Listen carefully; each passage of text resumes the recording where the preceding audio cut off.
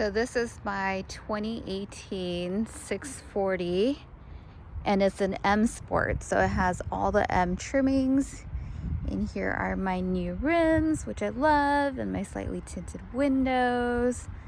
And this car just has a gorgeous profile to it. I absolutely love it. It is a total dream to drive, especially when you're visiting California. Let me show you guys this gorgeous plush interior. So nice. The seats have so many adjustment options, and this car has a ton of carbon fiber, which I love. Pretty nice and spacious back seat as well. And there is your M emblems for the M Sport in the car, which is on the steering wheel as well. Love it. Would definitely recommend renting this. Hi everyone, happy Black Friday. Quick note, something that I worked on this past week, which may potentially be helpful for you guys out there, is one of the changes that I noticed over this past year with Turo, and quite frankly, I'm not exactly sure when it happened, is that they changed the age limits on a lot of the cars that used to have much lower age limits. So for example, I have a 2017 Corvette Stingray.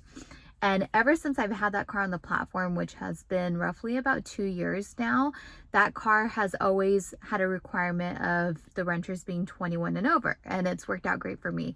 Some point during this year, and I feel like it happened during the middle of the year, but I'm not entirely sure, they changed the age limits on the cars. So my Corvette got bumped up to 25 plus. My other cars also got bumped up to 25 plus. And some of my more expensive cars got bumped up to 30 plus.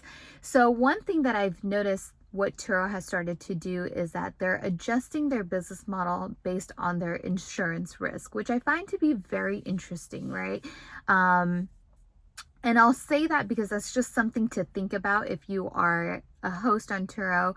It's something to just kind of keep in the back of your mind, is that they really pay attention to how their insurance that they offer plays a role in this entire business model, which has many pros and cons, but that's almost like an entirely separate topic.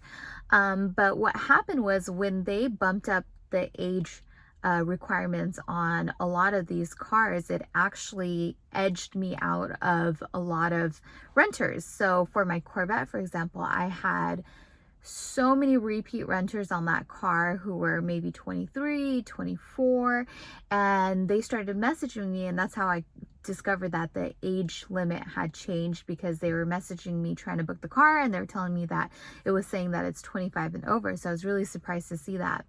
That also happened with my 6 Series BMW that I'm sitting in right now. This car is such a dream to drive. It's super plush, very luxurious, but at the same time, very sporty. It's a convertible, so it was the perfect fit for Turo and my market that I'm in. This is literally exactly what people look for. So when I bought this car, I was super excited because I knew it was going to perform well because of the profile of the car. And when I first listed it, I knew it was more expensive, so I was pretty sure that it was going to be 25 and over for the age restriction, which it was when I listed it. Then at some point in this year, I realized that my rentals really started to slow down on this car, and that's because they changed the age limit to 30 and above. But not only that, they somehow classified this car as a super deluxe. So if you look at the cars, if you have higher end cars, they have these different categories. There's deluxe and super deluxe and things like that. So when it's super deluxe, what that means is that they require a higher deposit when renting this car. And from my renters, I've heard that it's anywhere between $700 and $1,500 in a deposit to rent the car, which really slowed down my rentals. In fact, it actually really almost killed my rentals on this car. So for a while there, I couldn't figure out what was going on and why this car wasn't getting bookings when it was summertime, great weather, I was priced right. I mean, it was just the perfect car for my area. And then I figured out that the age restrictions had changed, which was such a bummer because they didn't send out really any communication in regards to that. There was no notice that that was changing. And had I had known that prior to purchasing this car, I would have actually not bought this car, because if I knew it was a super deluxe category and it was going to be 30 and above, that's not there's not enough market there for it to get the amount of rentals that I want to get this. And I personally, I like renting to people who are 21 and above. I've had really great experiences with people in their 20s, and I believe that that's because people in their 20s, they understand gig economies, they understand using platforms like this because they have grown up with stuff like this.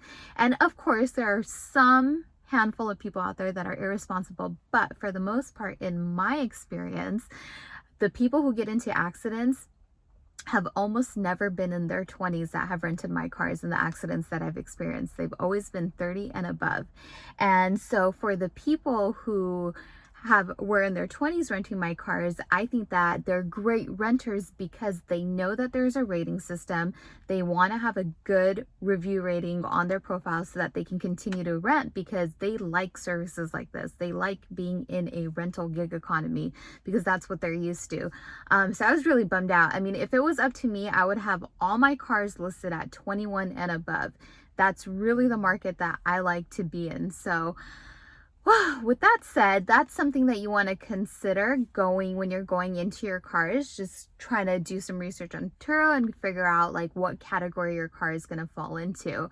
The other thing with Super Deluxe, which I'm still so shocked that this car falls under Super Deluxe, and I've been trying to get them to refine that because I don't think they do it off of, I believe, the value of the car, and I think that they have an inaccurate value for this car and it should not fall into that category.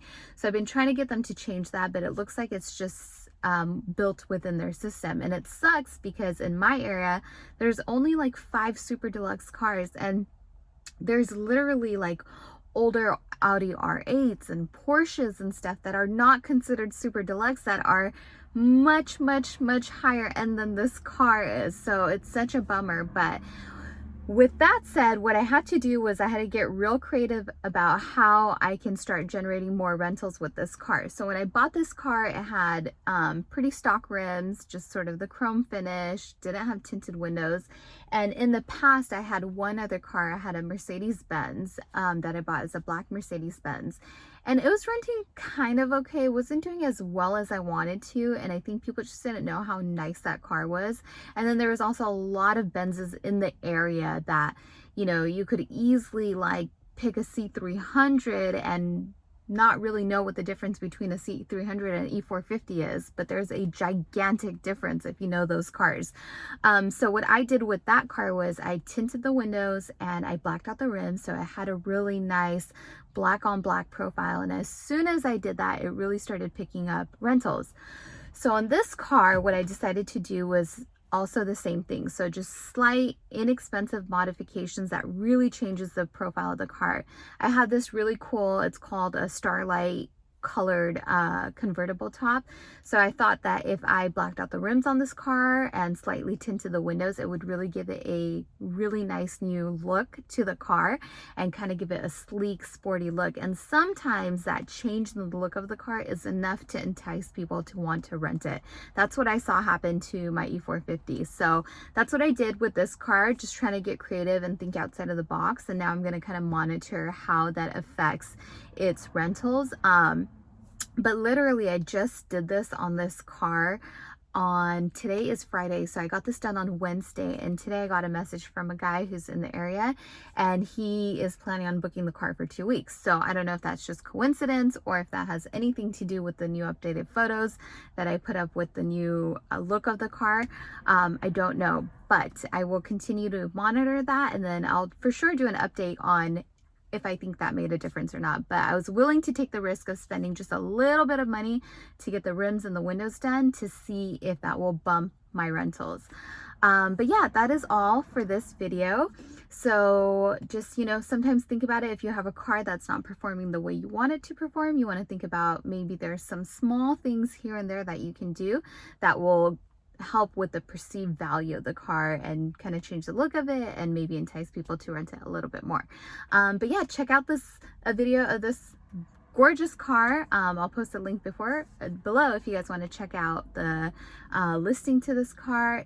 This car is one of those cars where I've only driven one other car that I find to be in a similar profile as this, and that was my Infiniti G37, which is I think now the Q60 or something like that. They changed the name of it.